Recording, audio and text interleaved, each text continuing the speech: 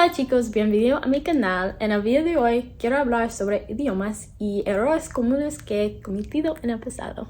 So, like I said, we're going to be talking about mistakes that I have made, maybe common mistakes that you guys are making too, and the reason that I know for sure is what kept me from being fluent, and maybe it could be the reason that you aren't fluent right now. I have been learning languages for so long, and I'll probably make a whole nother video about my history and stuff, but even when I was in Spanish class in high school, I would be making these errors, and I feel like if I have learned these things sooner, I could have gained fluency quicker. So today I wanted to just talk about common mistakes when learning a new language and maybe a reason why you currently aren't fluent in a language. So let's just go ahead and start with the first one, which is translating in your head. I would translate word for word phrases or sentences that I would be hearing or reading in my head before trying to come up with a response. And that just slows down the whole process so much. I think the reason why listening was such a hard thing for me was because someone would be going along with their sentence, and the moment that I don't remember a word, I would be hung up on that word trying to remember what the word in English was. And because I would be so hung up on the word, I would end up missing the whole sentence and what that person was even trying to say.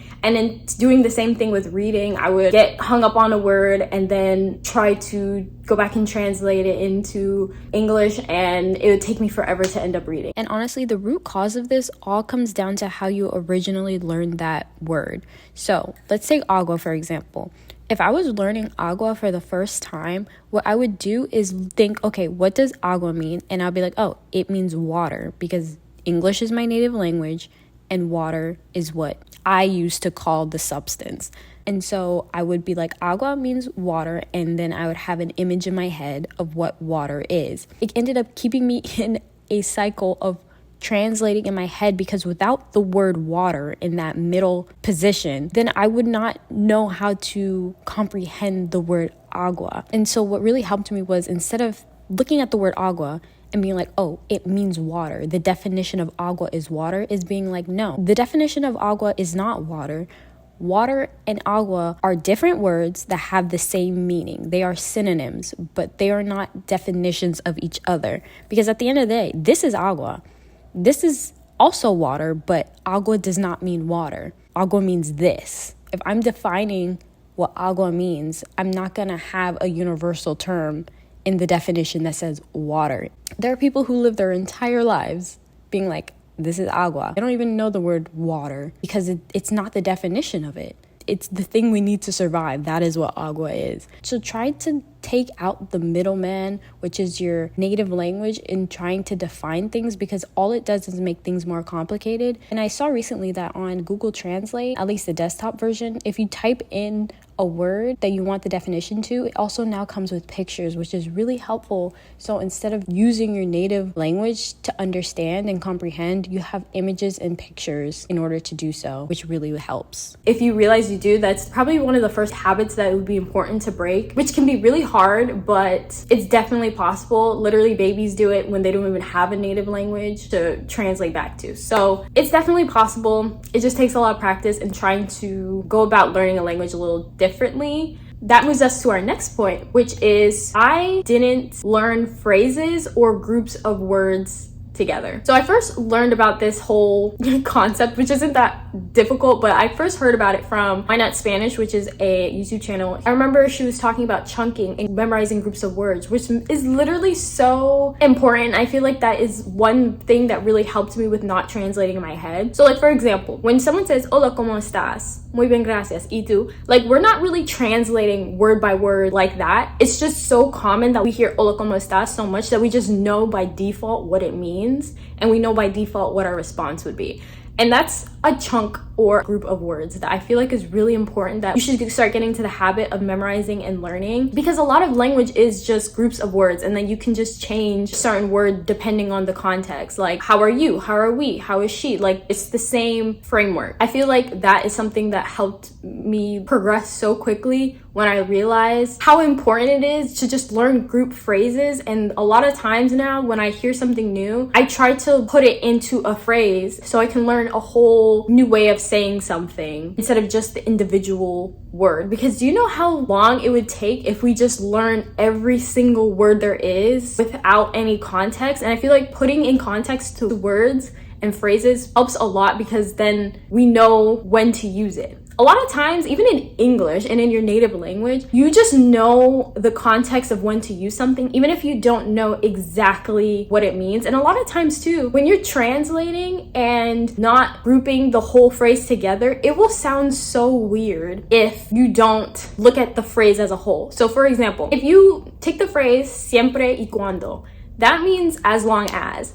But if you were to translate it word by word, it would mean always and when, which doesn't really make a lot of sense. But when you use it as a whole and put context to it and learn the whole phrase and when to use it, then you'll know it means as long as, siempre y cuando. So that's just one example, but there's so many things where it's so important when it comes to not translating word by word and memorizing and learning groups of words to put them together. It won't mean exactly like literally what it means a lot of the time, and it just makes it so much easier to learn the context, how to use it, when to use it, and stuff like that. I feel like these are the most important things that has made me progress probably from a beginner to intermediate in Spanish, with just not translating and learning groups of words. And when you do that, it just saves so much time and it helps you progress a lot quicker when you're learning groups of words, groups of phrases. I can make a whole video on this because this is, I feel like, the most important mistake that I have learned from. Girl, when I say, I would literally be like translating each thing, especially the word se. Like a lot of times the word se is in front of a word or whole phrase. I'll be like, what does se mean in this situation? What does se mean in this context? Because I know how to use the word se, but it's just like, that's just what it's supposed to be. But not everything needs to have an explanation. Like this is going off script right now, but that's a whole nother tip that I didn't even think about. Not everything needs an explanation. Try not to learn grammar so much where like, you have to be able to comprehend it, because sometimes in grammar it just is what it is. You won't understand why, and that's okay. Like just be okay with knowing that it is what it is, and just try to remember and learn how to use that grammar structure and just know that it's the correct way. The whole point of learning a language, really, at least for me, is to connect with people. I don't need to analyze it and try to understand. There's a lot of reasons why, like in English, that some things are one way but then completely different in another. For example, in English, the plural of goose is geese, but the plural of moose is moose. It's not meese. So I don't understand why that is. They rhyme, they're spelled the same way except for one letter, but then the plural is not the same. I don't know why. It just is what it is. So you have to take it the same way with learning a new language. It's okay if you don't understand. Just deal with it and move on, or you're just gonna get stuck on it for way longer than you need to. Next one is that I would not review new words and phrases that I learned. Like I would write them down and then I wouldn't go back, which I don't know, that's probably just a me thing.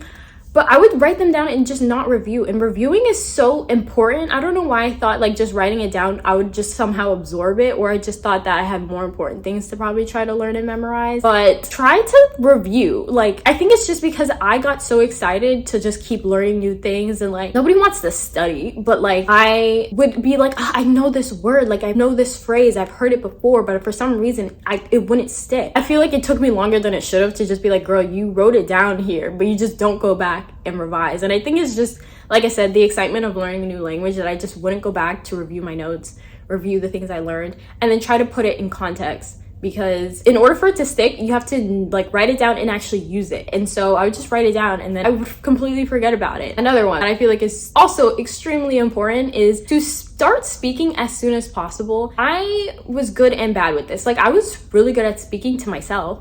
Like I would speak to myself in the shower, I would speak to myself when I'm doing my own thing, I would narrate what I'm doing just so I can practice my speaking. But girl, when it came to actually talking to natives, that was so annoying. Like I would just get scared, and like I know this is not just a me thing, so many people get scared talking to natives. It'd be interesting too, because I have an app that I use, I talked about it before, it's called Tandem. And you use it to talk to native speakers of your target language. Everyone there is trying to learn. Everyone there knows that they don't know their target language, and that's the whole reason why they're on the app. But like even when I was there, I wouldn't speak to them in whatever language I'm trying to learn. I would just default and be like, okay, I'll just help them with their English. It's okay. I'll just speak to them in English. And I became friends with these people, but our default language to communicate became English. And I was glad that I was helping them and I could see that they were progressing, but then I wasn't. Like, I would just get still scared to speak. So honestly, I just need to get over it. You just need to get over it. That's just something that I feel like there's no point in learning a new language if you're not going to speak it. And tandem is the best place for that because everyone is so nice and understanding and knows you're going to make some mistakes and is more than willing to help you fix it. So try to just learn to get over the fear and speak as quickly as possible because that's the quickest way to fluency. Honestly, just talking. You can study all you want, but talking is what makes you fluent. Like, we learn how to speak and understand the language before we know how to read and write. So if there's one area, speaking and listening. Even if you're a beginner, try to just jump into it and start speaking. Like, I used to also think that, like, oh, maybe when I get B2 level or C1 level, then I'll have enough vocabulary to actually start speaking. And by then it also is really bad because then I don't have anybody like correcting me and I'm just reinforcing the bad pattern and the incorrect grammar that I'm using. If I wanted to say how are you, and instead of saying como estás, I said como eres when I meant how are you, like doing right now, and I'm a C2 level, I just have been reinforcing that for so long that it'll be harder to break my mistakes. And so that is something that I feel like is super important, to just get over your fear and just start speaking as soon as possible. All right, another one that I think is hand in hand with the last one is to slow down when speaking. I would get so annoyed with myself when I couldn't speak in the speed of a native speaker. Like, I didn't like speaking slow in my target language when I would speak. And I don't know why, like, that doesn't make any sense. Like, for Spanish, for example, people who speak Spanish speak it fast. And I felt like I needed to speak it fast in order for them to understand me, in order to be fluent, in order for all these things that just don't matter. And I just need to slow down because then my tongue would trip up. The words are gonna not feel normal in your mouth. These are literal foreign words. So, like, you cannot speak quickly in a language that is foreign to you when you don't even know the basics. That's something that also added to my fear of speaking, just because I would think that I'm not speaking fast enough. It doesn't matter. Like, the speed will come later when it's more natural. It doesn't make sense to not speak a slow, clear pace that can be comprehended. You can understand what you're saying, the other person can understand what they're saying, and then later you can get to the speed that you so desire. But it doesn't even matter if you can speak fast or not. Like, it's not a race. And the funny thing is sometimes I would be like trying to like speak so fast, like my brain can't keep up with my mouth, and so that's why I keep like tripping up. I would get to the point where I would try to memorize what I wanted to say, but that doesn't really help because it's not authentically coming out fluidly. Like, how can I say I'm fluent if I'm memorizing every single thing, and then when someone responds, I don't know how to answer that because it wasn't in the script, you know? So if you are finding yourself trying to keep up with a very fast language, just slow down. It's not a race. It won't do you any good. It won't make you fluent faster. It'll actually do the opposite. So I think that's all. Thank you guys so much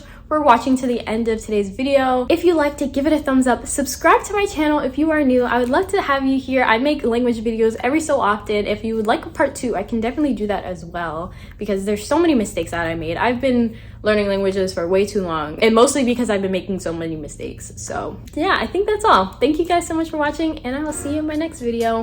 Bye.